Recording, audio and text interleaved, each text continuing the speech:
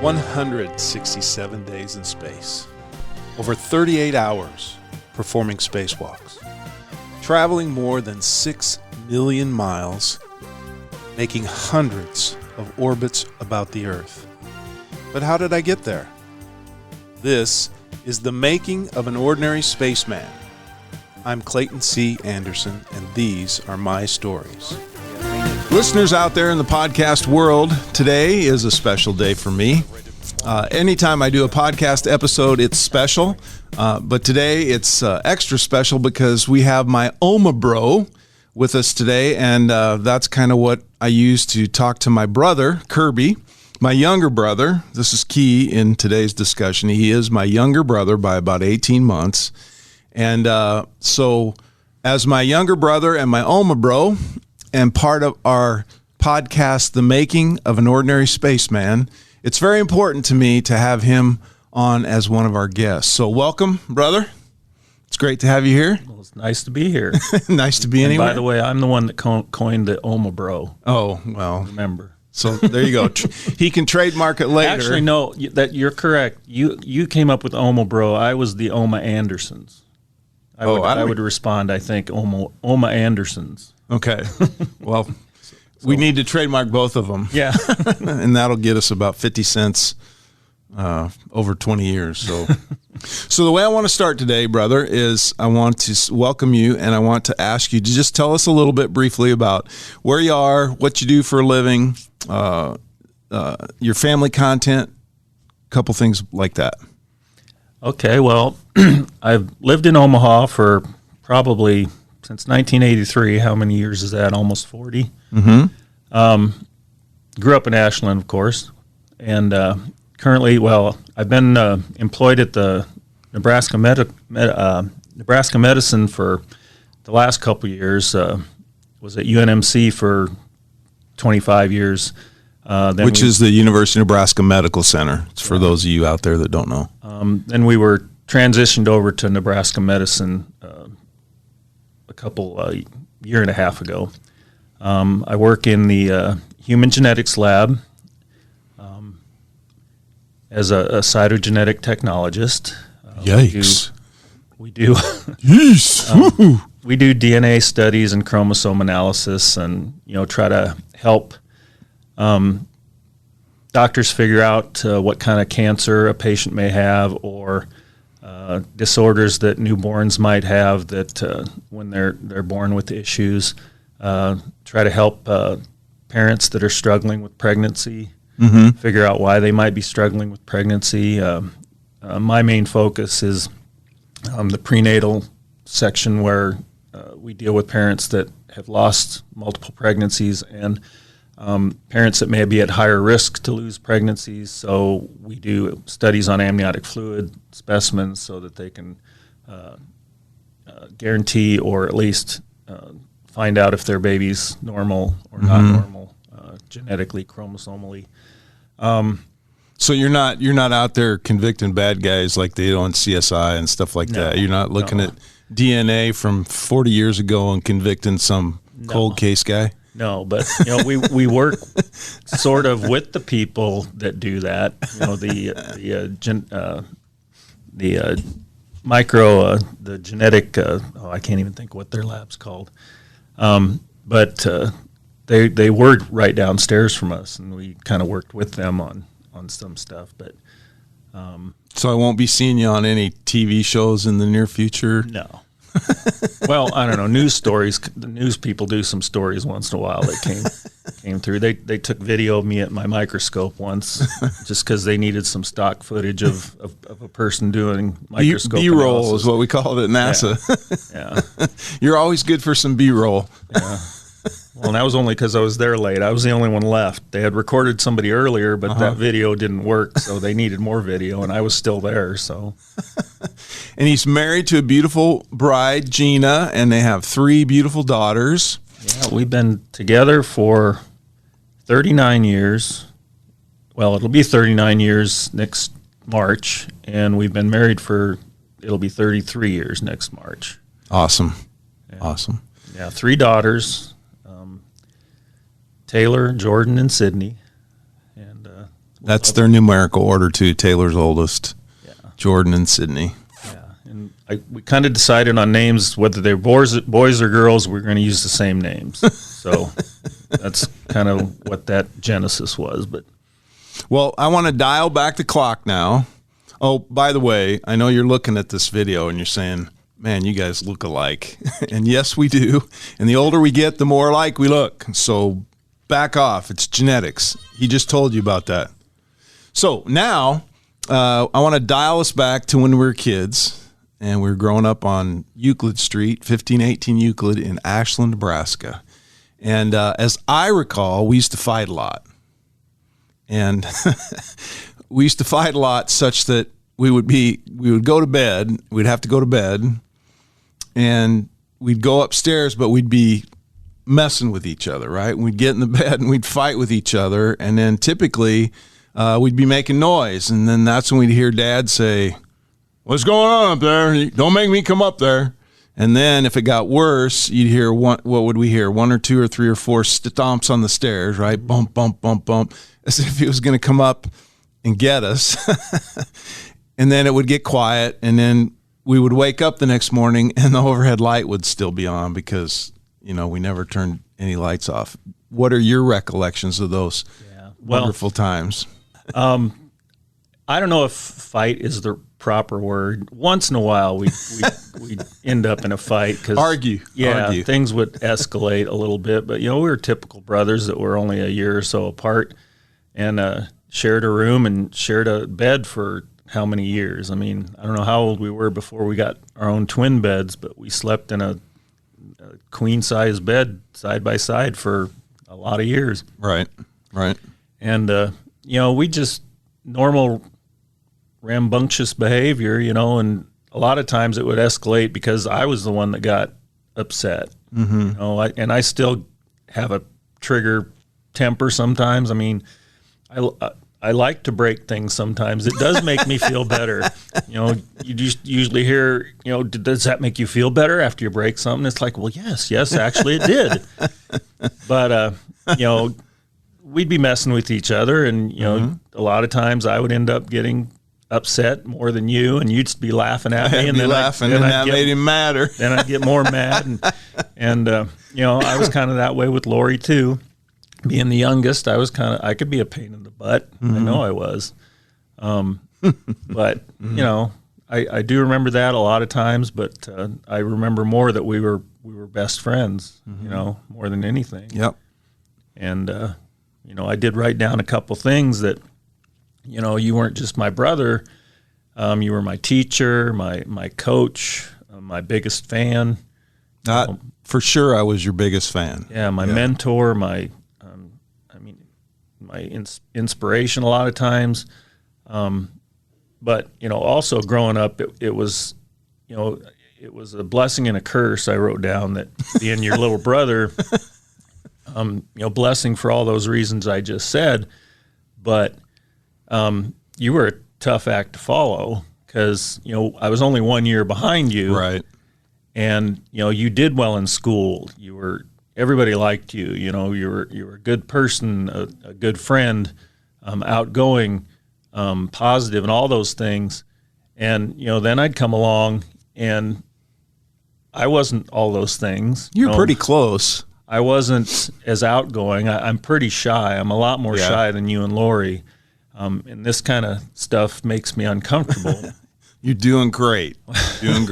Well, and it's like my toast at Taylor's wedding, too. I was scared to death, and that went really well, but I was scared that it wasn't going to go well at all. But, coming behind you was difficult because a lot of the teachers expected me to be the same good student. Right. And, I was an average student, average to good, I guess. But, I don't think I worked as hard at it as you did. It came naturally to you too, but you, on top of being smart to start with, you worked hard and you tried to be, do the things you needed to do, and I didn't always do that.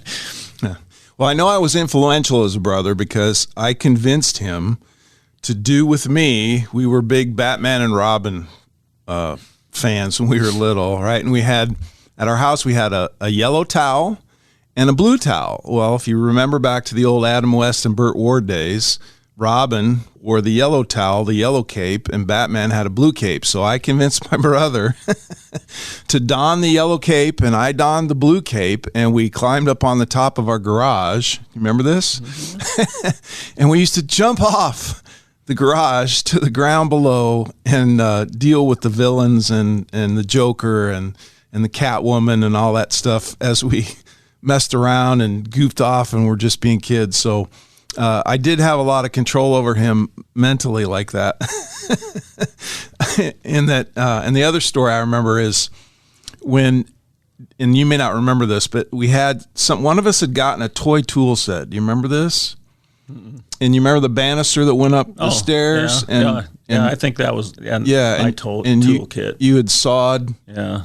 You took the little toy saw and sawed lines all the way down the toolkit, or all the way down the banister. And then when Dad came home and Mom came home and they saw these carvings in the banister, we all got in trouble because none of us would admit who did it. And I kept saying, I didn't do it. And I know Lori and Kirby will be, I don't know if they remember this, but I got to come down and have dinner because I told them I didn't do it. And they believed me. And then Kirby you'd finally admit it, I think. Well, actually, I don't remember the ramifications of my toolkit use, but it was a saw. Yeah, what do you do with the saw? You're supposed to saw wood. And I don't remember how old I was either, but I remember doing that. But I don't really remember what happened afterwards. But the incident I think you're thinking of was not related to that because somebody had torn papers up or something. Was the incident where we all got sent to bed without dinner? Yeah. And, You're right. And Lori and I were more of the, I should use the word liars, but we had a little trouble telling the truth, way more than you did.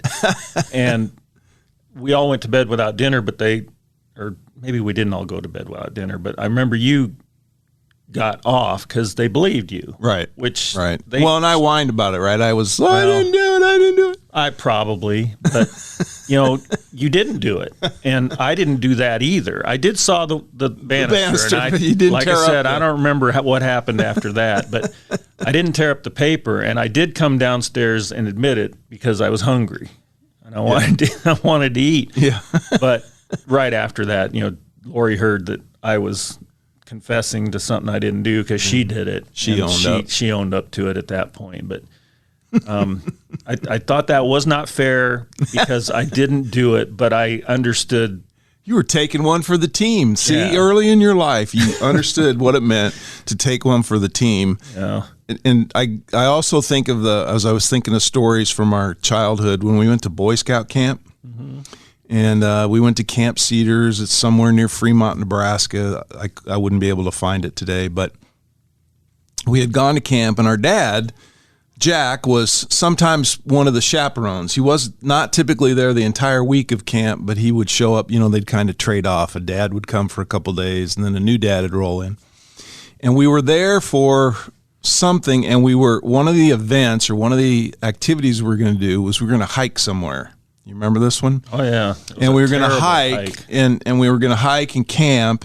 And even though we were Boy Scouts, Kirby and I didn't have any gear. And it wasn't something we could really afford as a family back then. So we got to go to camp, and we get to camp, and we learn that we're going to go on this excursion, and we don't have anything to carry our stuff in. And so Dad comes up with something he must have learned in the Navy, and he called it a pants pack. And so we did have an extra pair of jeans with us. So you take the legs of the jeans and you tie the legs together, and that leaves you with a hole that's big enough to put over your head. And then you take your belt and you put your belt in your pants and you stuff your gear up inside the pants, and then you cinch the belt down as tight as it will go to hold your sleeping bag and that sort of thing. And so here we were, my brother and I, and I guess all the kids from Ashland that didn't have stuff. There were more of us that didn't have stuff. So there were 3 or 4 or 5 of us that had these pants packs, we called them. And my God, kids made fun of us, and they laughed at us. And I also remember because he also had some rope or something, and with me anyway, he rolled up my sleeping bag in a cylinder with the rope through the middle of it, and then he had some kind of a pad, wrapped shoulder up something, pad, yeah. And so it was like slung over my shoulder to carry that, and it worked pretty good. But after, I don't know how far we hiked, it probably wasn't near as far as it felt like it was for the age. But and I think, were we trying to get a hiking, camping badge? Yeah, probably a merit badge or something. But I remember my shoulder, it's like not too far into that trip, and we were just walking down a country road and in no shade and blazing heat. Yep. And that was not a fun But trip. I think about how clever he was, right, to come up with this. We had nothing. And all these other kids, some of them had fancy, purchased backpacks that were, Boy Scout certified, and there was a place for your sleeping bag and a place for all your gear and all that stuff. And here we were walking down the country road with backpacks over our neck that were made out of our blue jeans. So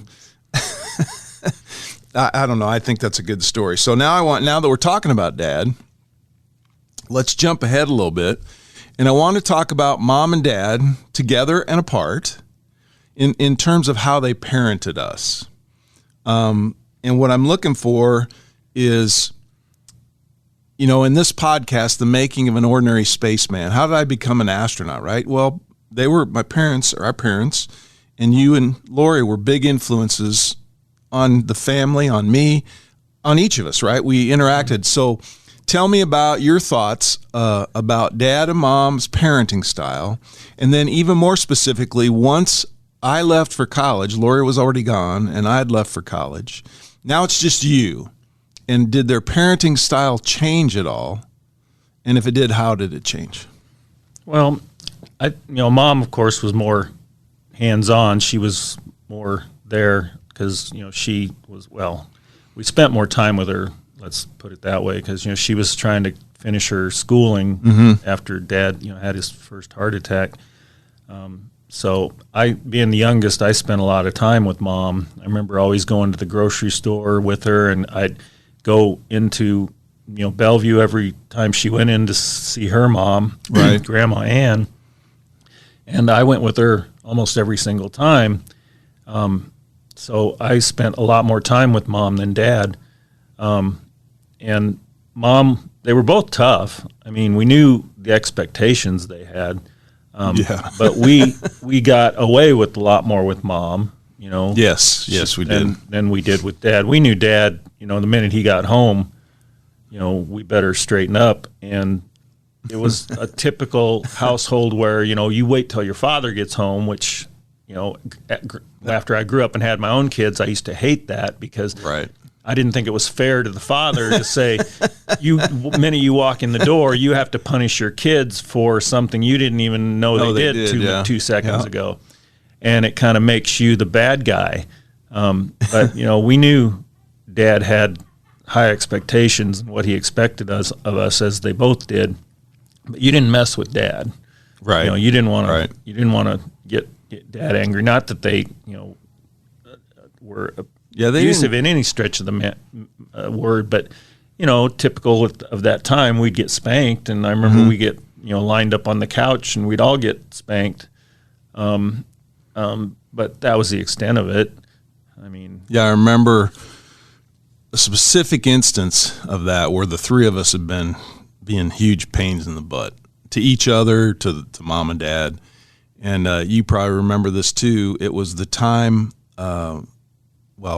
Basically, Dad came into the picture, and Dad was going to spank us, all three of us. So we're sitting on the couch, 3 in a row, winking, blinking, and nod, or see no evil, hear no evil, say no evil. And Dad's going to let us know how the cow eats the cabbage. But then he got in this mode, and he started to talk to us about how special it was that we had each other. Yeah, I remember that. Remember this? Mm-hmm. And that he had a sister, Aunt Dorothy, it would turn out to be, that he had not seen since he was like 6, or she was 16 years old. It had been decades because she had left Ashland. She had left the family. Ran away from home. And so he's standing there and he's getting emotional. And Dad didn't get emotional very often. and he's getting emotional. He's tearing up, and he's telling his 3 kids, and I don't remember how old we were, but he's telling these 3 kids about his sister that he hadn't seen in decades, and how we should treat each other with more respect, with more specialness, right? And it would turn out then, like a day or 2 days or whatever it was, a very short time period after that incident, our phone rings. And he answers the phone, and it's his sister. And he hasn't heard from her in years, and he goes through this thing. And I think it's a God thing, personally, one of those God winks that people talk about, where his sister calls him, and he cries on the phone, he talks to her, and the next thing you know, he's taking money out of the bank and buying an airplane ticket to fly from Omaha to Boston, Massachusetts to see his sister. And to me, that was a poignant moment for me as a kid, and I try to remember that as a dad, probably not as well as I should, but that was special. And the older I get, the more special the time with you and Lori and the family becomes. Yeah. So did I remember that one right? Yeah. Pretty close? I don't recall the timeline either, but it wasn't too long after that. And, I remember a lot of times it was after church on Sunday that we'd get the we were not good behavior. Yeah, the dress down. in church. And, we went to church every week and, sat through the service, and we'd go to Sunday school before and then sat through the service every Sunday. And, we were kids. We were, could be annoying. But a lot of Sundays after church, we'd get the dress down. But, and I don't remember the particulars either about why that interaction with all 3 of us caused that reaction in Dad, but I do remember that as being an important milestone. And I'm the same way. I try to be that way more with my kids, but I don't know that I succeeded. And now with my grandson, I probably don't talk to him about emotions and life and stuff as much as I should either. I'm just not that outgoing. Well, maybe you can be from moving forward. But to the question about if they changed when I was the only one left in the house, I don't know that they did. I know I got to drive a car to school every day after that because Dad had a state car and we had 2 cars, so Mom would take one and then I got to take the other one. But it was only a 3-block walk to school anyway. Right. But I don't remember that I drove every day, but if I wanted to, I could. Mm-hmm. And so that was a nice benefit. But Dad and Mom were always there for us. Yeah. At every step along the way. And I know if they couldn't both go to something we had, they divided and conquered. Yeah. And of course that didn't change at all. And even though you were at Hastings and Lori was at Hastings at that time, it made it more difficult to get to everything, but your games were on Saturdays, so that football games, so that made it easy. You could go to my Friday night games, and then we both go to your Saturday games if they were fairly close. Mm-hmm. But it was different from my point of view, being the only kid in the house. I don't know how different it was from their point of view because they still had a kid in the house. And their lives didn't really change other than that. But I remember it felt so different for me. And, we were almost joined at the hip a lot of the time. I mean, playing with the same neighborhood kids as a group, playing with each other, football, basketball, baseball in the yard, or down around the corner in the vacant lot. Yeah, we're going to get to that. And, it was strange to be the only one in the house, and I remember how quiet it seemed to be more so. Sure. But what traits from them then do you think, I could answer this from your perspective. What did they bring to the table that you think helped me become an astronaut? Well, accountability, sure. Responsibility, stick-to-itiveness. Yeah, they wouldn't let us quit anything. Yeah. I mean, we'd try. But me more than well, I don't know. I tried pretty hard with piano lessons. Yeah, and I was grateful of most of the things that they made us stick with, but I didn't have to dance like you guys did. I'm not sure why I got out of dance. I think because you guys weren't doing it at about the same time I would have started. You guys were stopping. I don't know if the cost was too much or what, but I was tap dancing, right? Yeah. I think. Yeah, I don't remember. I'm going to guess that the lady that taught the tap dance in Ashland wasn't there anymore. Is what sticks in my head. But pretty much everything else, we all did the same kind of things. I mean, we were way more into sports than Lori was, but music, theater, academics, sports, church. I'm not sure about community kind of stuff.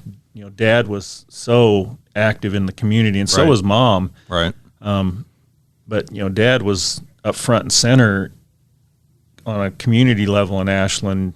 Everybody knew Dad. Well, everybody knew Mom too, but she was more behind the scenes. But just the expectation and that own your behavior and be responsible for your behavior and serve others. Yeah, and serve I think that others. was big. I remember particularly Lori and me. I don't remember if you ever had any, I don't want to say scrapes with the law, but questionable zero things. Scrapes with the law. No. But I remember Lori was with some kids on Halloween, and somebody threw an egg. Yeah. And I don't remember if it hit the officer or just came close or it splattered on the officer, but they all got hauled downtown. To the police. Yeah. And I don't remember, because it was interesting because they didn't react the same way. I don't remember, but one of them thought it was funny. One of them did not. I don't remember which one it was. Yeah. But the interesting thing to me was later when I was a senior in high school, it was homecoming and bonfire rally was that night. And some buddies of mine had stolen an outhouse from a farm outside of Greenwood. And we all agreed we'd put it in at the bonfire so we could burn the outhouse. And, for some reason it was decided to drive down Main Street with the outhouse in the back of the El Camino. Not good judgment. Bob Frank. And a police officer after his long career. State patrol detective. And so we took that down to the side of the bonfire, and the bonfire was just cardboard boxes, which, we didn't think was much of a bonfire. Right. So we buried the outhouse in the boxes, which we did a really good job. Well, we painted up the outhouse first and then buried the outhouse in the boxes. So we covered it up pretty good, but we were discovered, of course. Yes. And so we got in trouble with that because pretty much they knew who did it because we drove down Main Street, Bob Frank. But the interesting thing to me is they didn't both react the same way again, but my memory tells me it was the opposite, that the one that thought it was funny now was not the one that thought it was funny when Lori got in trouble. And obviously the one that didn't think it was funny now was opposite. So, but again, I don't recall which one it was, but just, doing the right thing, being responsible, seeing something through. I mean, that was just the way they were. And, Dad went to work every day, regardless of how he felt. I don't ever remember him staying home sick except when he had health issues. Right. Mom, when she was a stay-at-home mom, took care of things. And then she also, of course, went back to school to finish her degree when Dad started having some health issues because she didn't want to be a single mom without a college degree. And, ended up getting her master's degree as a non-traditional student. Which I think is indicative of Dad in the way that he allowed her to do that, right? Mm-hmm. At that time in the American culture, that was frowned upon in a lot of circles where the dad was the breadwinner and the mom stayed at home. And when Mom decided she wanted to go back and get that degree, I thought it was pretty cool of Dad to say, go do it, right? Mm-hmm. And he let her do it, and They found a way to come up with the money, and that sticks in my mind about Dad. And the other thing that sticks in my mind about Dad was his willingness to serve in the community and everywhere. And I think that helped me become an astronaut. And I think, and that's why whenever I speak, I talk about that. I talk about well-roundedness. I talk about responsibility and perseverance, but I also talk about community service, serving others, because I think well-rounded people make better citizens. So I can agree with you wholeheartedly that those were the things they brought to the table. Well, and I remember more than one time, Mom, talking to us about, goals. I don't remember Dad having too many of those conversations with us. But me either. Mom always talked about, exploring different things and to find your passion. And she was kind of, a dichotomy where she, on one hand, she believed, I think, in fate and destiny kind of things, but I think she also believed you had to make your own destiny by, doing things and trying things and exploring things. And, I'm sure that had a lot of influence too. Oh, absolutely. Absolutely. She told me at one time, I wanted to go to UCLA and play basketball for John Wooden. That was pretty much a pipe dream, right? But I tell the story where I applied to UCLA. I sent the money or whatever it was back then. I sent them my ACT scores, which were pretty good. And I heard zero back, absolutely zero. And I remember telling my dad, Dad, I want to go to UCLA. And Dad looked at me and he goes, that's in Los Angeles, isn't it? Yeah, Dad, it's UCLA. It's pretty expensive there, isn't it? Yeah, Dad. I don't think you should go there then. And he kind of walks away, right? And then Mom whispers in my ear and she says, if that's what you dream, we will find a way. And, those are the kind of words that I needed to hear. I think kids today need to hear those words, right? We'll find a way and to dream and do great things. So let's change the discussion here a little bit more, and let's talk about sports, because we were pretty tied up in every sport in junior high and high school, and even college we did sports together. So talk to me about your remembrances of what we did as high school athletes, any stories that stand out, because I've got a couple on you that I remember, and then college as well.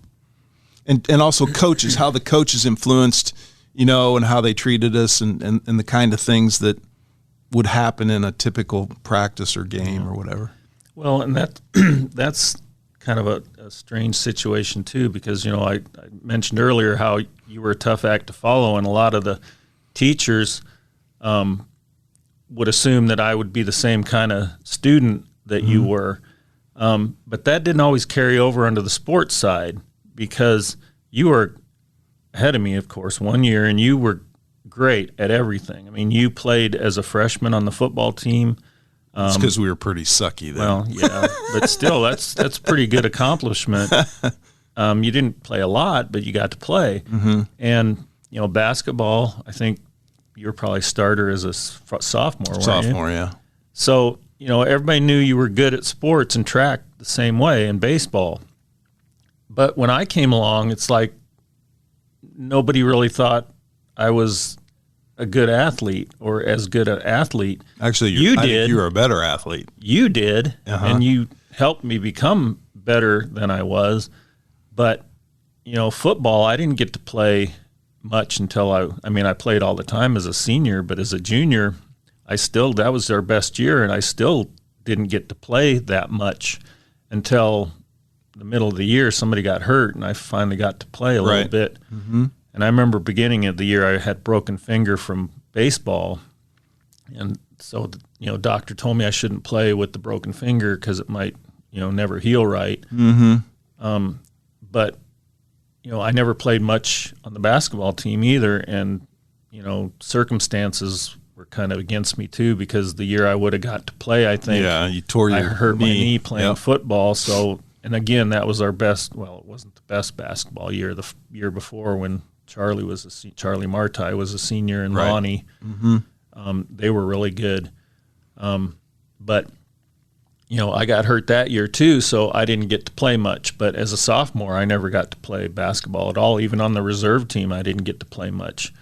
And we worked really hard that summer between your sophomore and your junior year, right? You and I worked hard shooting hoops and getting your jump shot better and doing those sort of things. Because I remember then we came to Omaha to play in the summer league, and that was summer league basketball in Nebraska was pretty new back then, right? They didn't used to do that, and they had created this league, and Ashland was in it, but we were playing teams that were really good from Class A, like Omaha North had Mike McGee, who went on to play for the Lakers, So we were playing with some highbrow talent, and I remember the coach Sutton, Barney Sutton, sitting in the stands because he couldn't coach you, but he could sit and he could watch.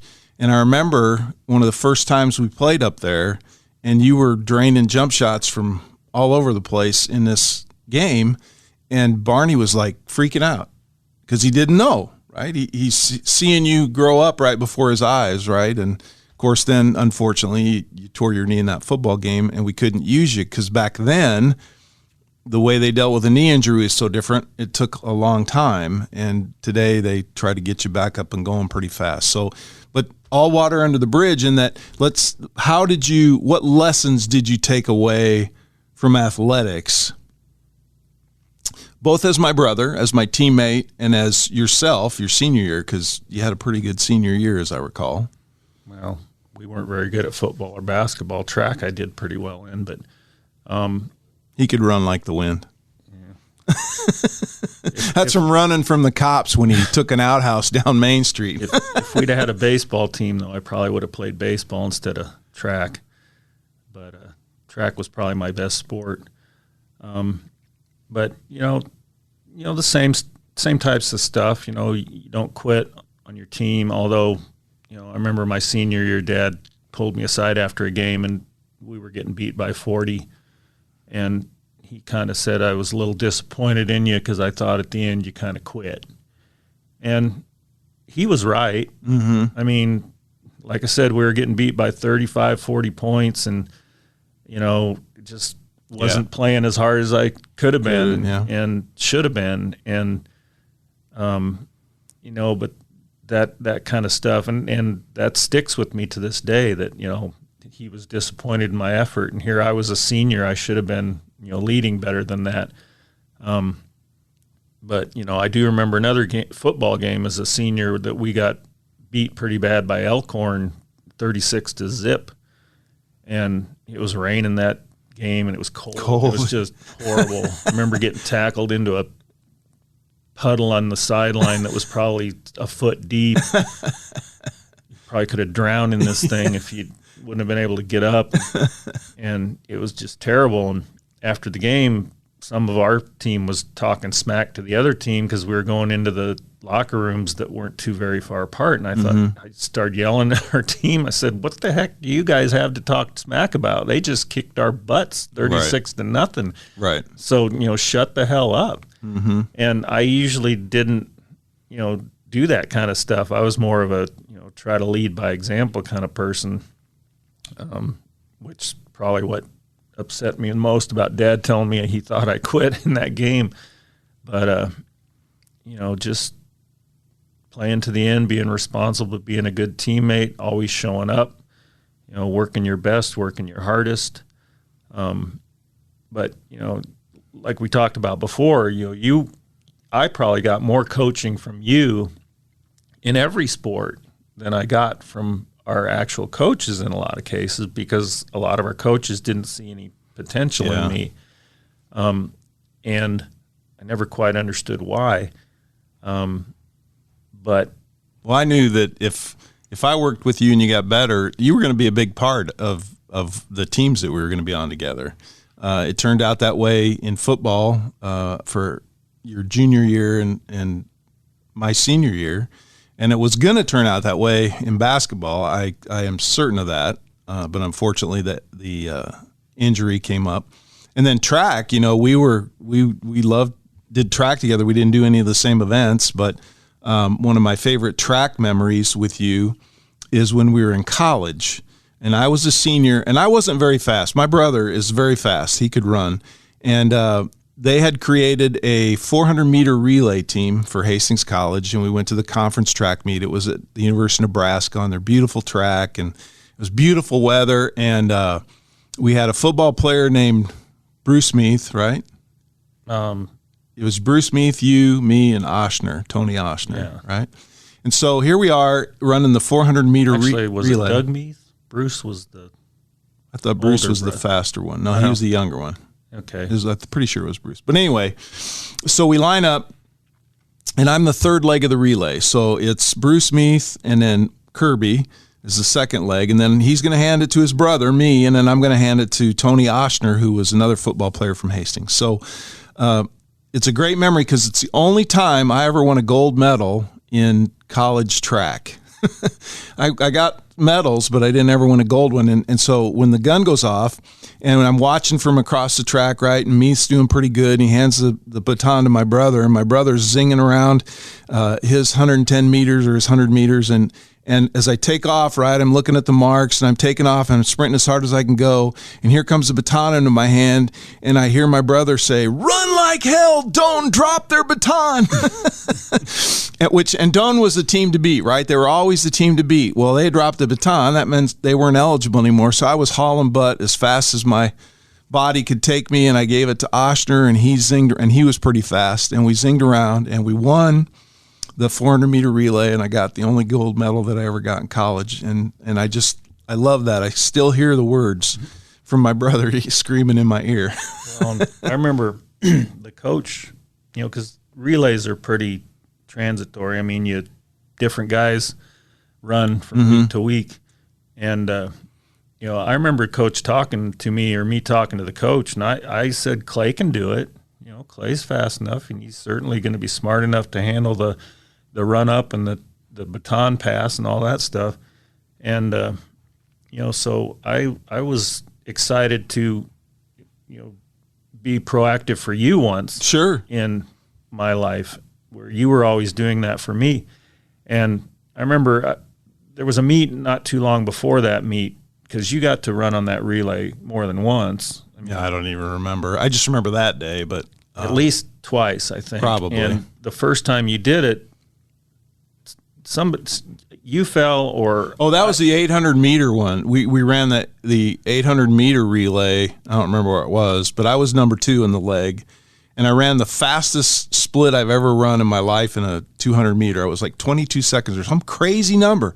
But then the guy I gave the baton to fell. Yeah, somebody Steve fell. Burney Somebody was his name. Or dropped the baton or something. Yeah, he wiped out. And I remember you were really upset, and you felt like it was your fault. And it was like, no, that stuff happened. He left early, and I remember I had the baton, and I kind of went, and threw it to his hand, because there's no way he was going to get the baton, right? So I tried to throw it to him, and he tried to grab it, and he wipes out, and we were done. But actually, we'd have been done from throwing the baton. Right, I know. But you're competitive, right? See. What can you do? What can you do? I got to get him the baton. So I kind of flipped my hand up, but yeah. I remember having a couple of those kind of conversations, when things weren't going as well for either one of us in college. Yes. And that one particular conversation after that, failure, or where it didn't work out, but then I was really happy that relay at the conference meet was we were able to win. And well, your impact to me was the biggest in my college career after we went to Midland.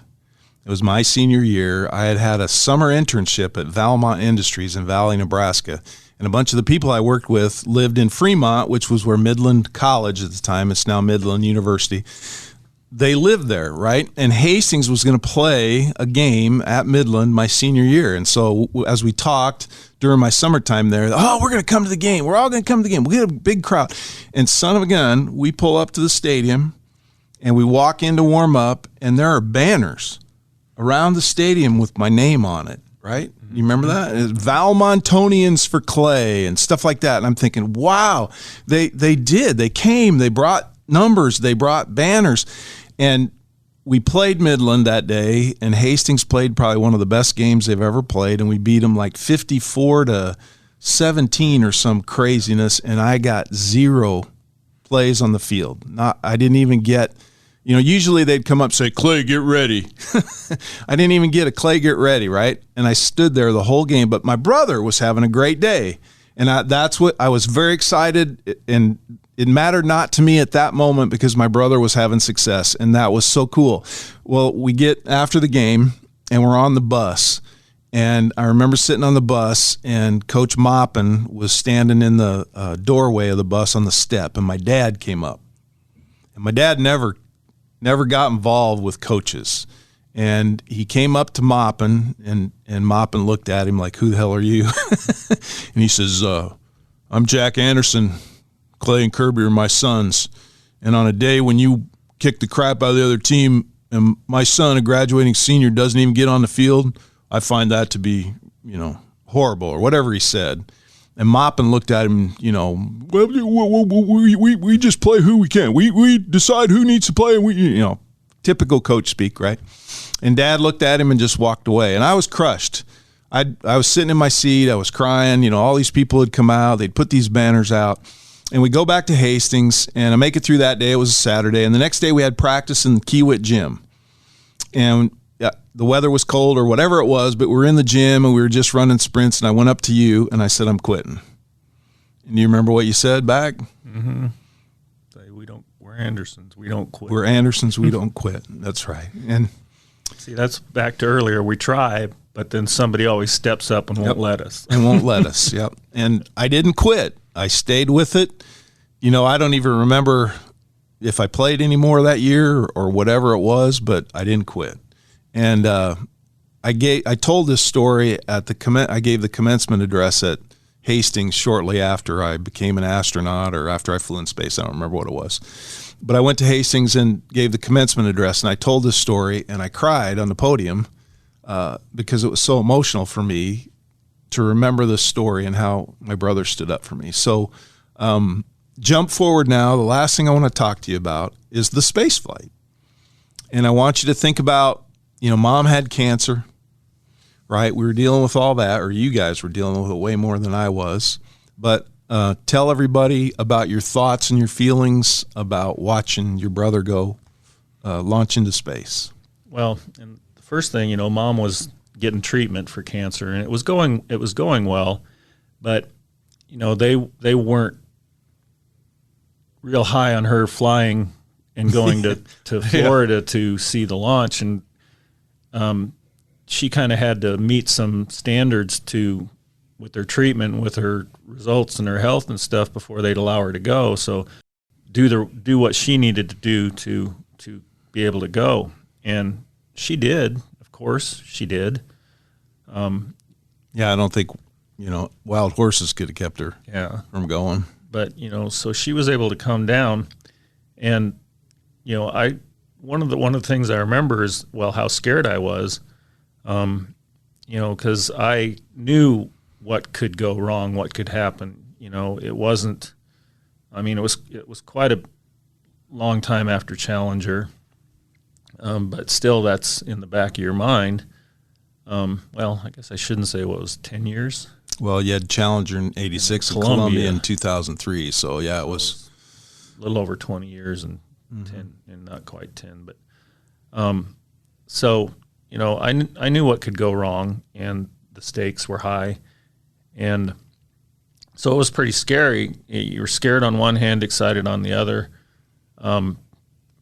incredibly proud all the time. But one thing I remember was Mom and Lori. We were with Mom the whole time, and there were other family members there, but Lori and I were with Mom, and we sat in the front of the bleacher because we didn't want to make her climb up the bleacher, but we were standing waiting for the launch, and I remember we were asked, not so politely, I won't mention by who, but to sit down so that we could see. And Mom was all a 5'2", 4'2", 3". With her shoulder slumped over, she was probably about 5'2". Yeah. And Lori wasn't very tall. I'm sure I was, but I just thought it was a little rude to ask the mother of the mother of the reason you're here, because it was somebody that was here for Clay. Yeah. to ask the mother of the astronaut that you are here to see sit down because she's in the way. So I was not very happy about that. But we did. We were Andersons. We did what we were asked to do. And of course, when the launch went off, we were in the front row, so we didn't really know what was going on behind us. But of course, everybody stood up behind us anyway. Exactly. So it did not matter a bit. So I remember that, being terribly annoyed. And being in the front row, the countdown clock was right there. And so it was kind of obstructing our view of the launch, which kind of annoyed me even more. But, of course, the launch goes off, and the next thing I remember was, not being relieved yet at all, but everybody else cheering and being happy, and it's like, oh, that was great. It's like best thing ever. And talking and cheering and screaming and all the things you do at that kind of a thing. But I remembered that, Challenger, a minute into the launch, throttle up. Right. Boom. Right.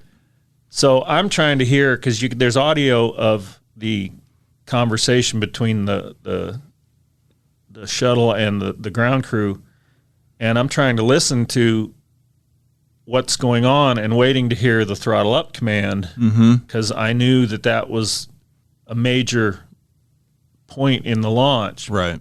And everybody was carrying on conversations, talking loud, and I didn't, but I just wanted to turn around and say, will you guys be quiet?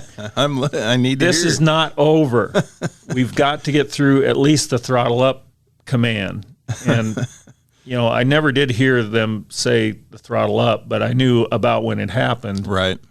So once you were past that point, I relaxed quite a bit. But it's a load, isn't it? When you know someone, well, when you know someone, that's one load level. But when one of your family is going, that's another totally different load level that people don't understand. Well, and the other thing was seeing it in person. It looks different, way different in person than on TV, because I don't know how high up you are, but when the shuttle rolls over on its back, seeing that in person is not the same. And I didn't realize it happened as soon as it did. Does. Because it didn't seem like you were much more than a couple hundred feet up, and it rolls. It starts rolling. And I thought, I can be kind of negative, but I thought something was going Something wrong. was wrong, yeah. Yeah. And if you don't know. It scared me to death. Well. And then, once it rolled over and started off, then I realized it was just my perception, because I hadn't seen one in person. And I'm sorry to put you through that. Well, and the other thing too is it's such a sensory experience, because you, of course, see it, but you see it on TV. But when you're there in person, you feel it, you smell it.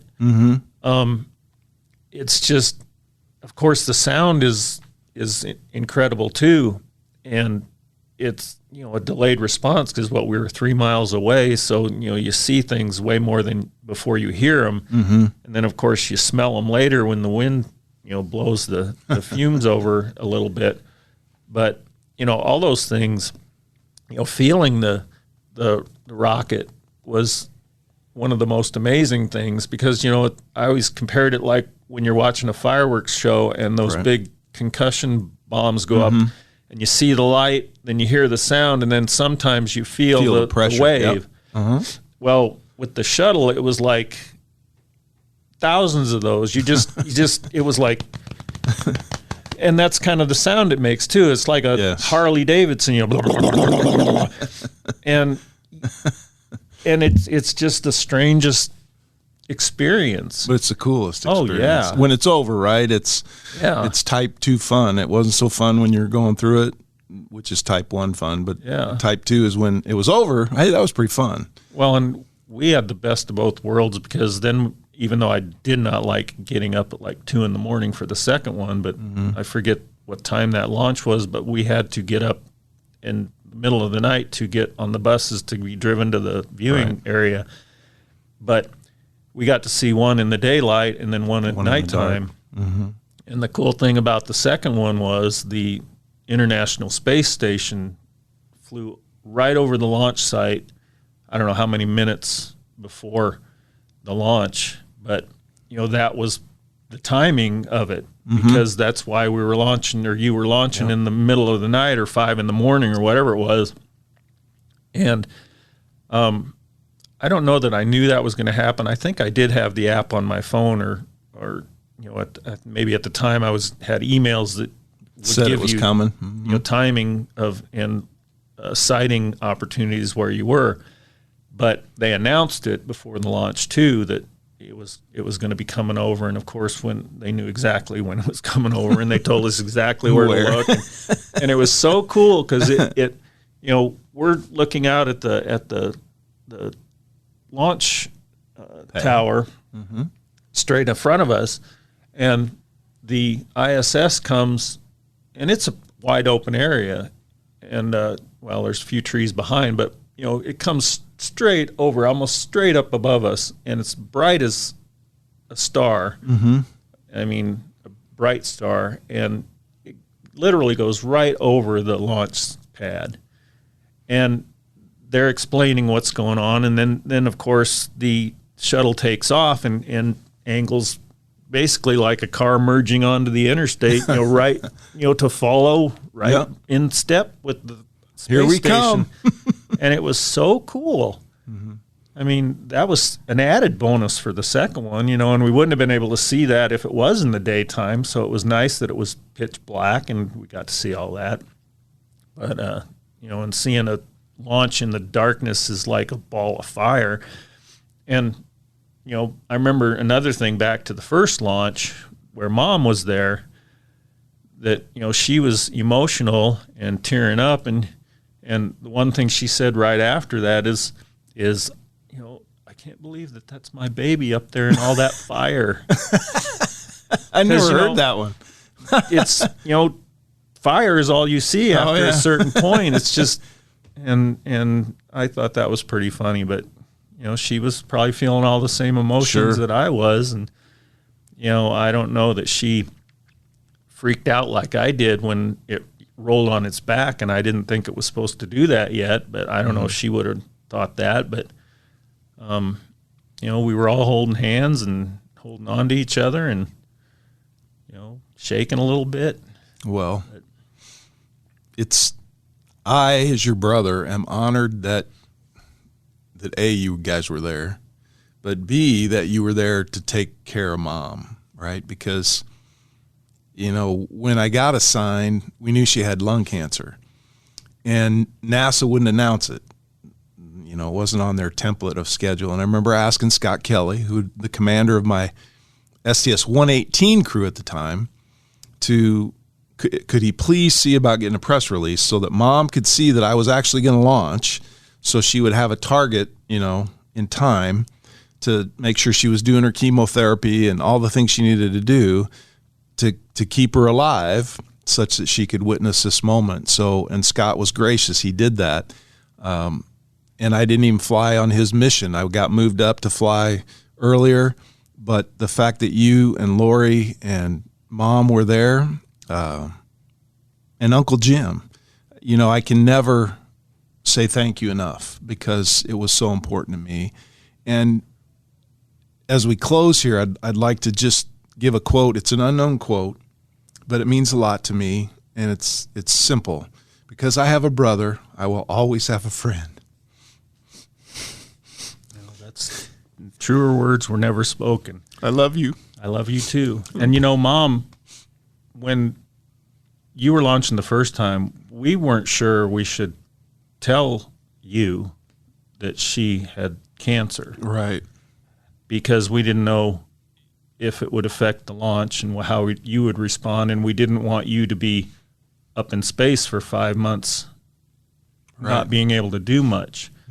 And that was part of the emphasis for her to do the right thing, to be able to come back in the fall when you came back, so that she could be there and see you. And, that was more the where she had to do all the right things to be healthy enough to go. And I think that was a blessing, because Absolutely. was it only 3 weeks after that? Yes, 3 weeks after we landed, and we were, I landed on November 2nd, right? 7th. Yeah, your anniversary. 15th wedding anniversary. And she passed away on December 13th.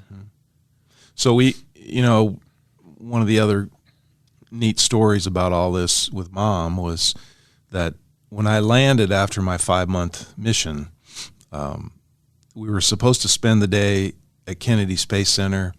I was supposed to be able to travel to the beach and the condo where you guys were staying and share time with Mom and the family and Sue and the kids.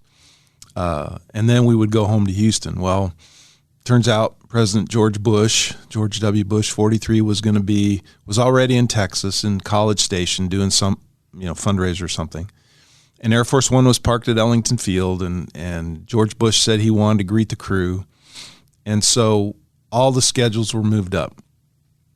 And that morning, my first morning after coming home from space, I wasn't going to get to go to the condo. I wasn't going to get to spend time with my family. So I asked the folks in crew quarters, Jerry Ross, a fellow astronaut, good guy, if there was a way that you guys could get out to crew quarters, because that typically wasn't allowed. And he made it happen.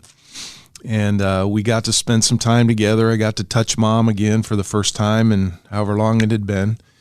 And you were on the video camera. And I think your joke was it was the first successful touchdown by a Nebraskan in the entire football season. That fall. Because we did not have a great fall when I was in space. But those memories of holding her hand and telling her I loved her and that I would see her soon. It turns out I never saw her again.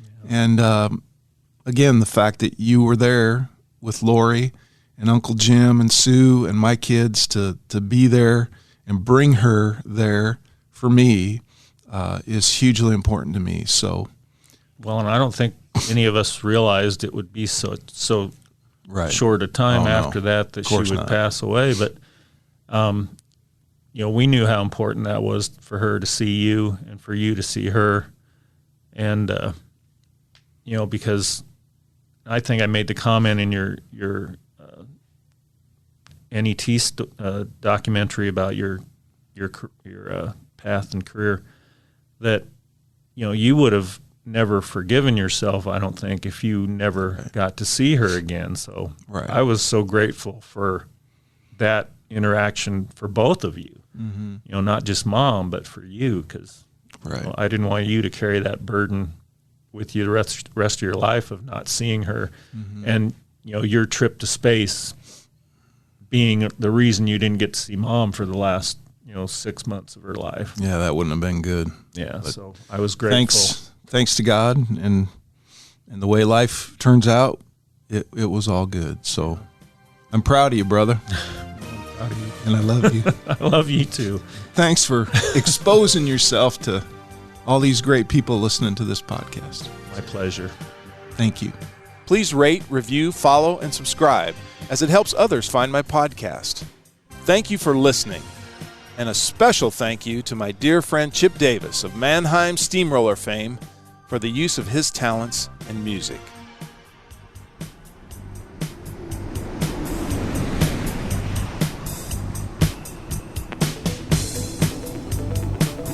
A Hurrdat Media Production.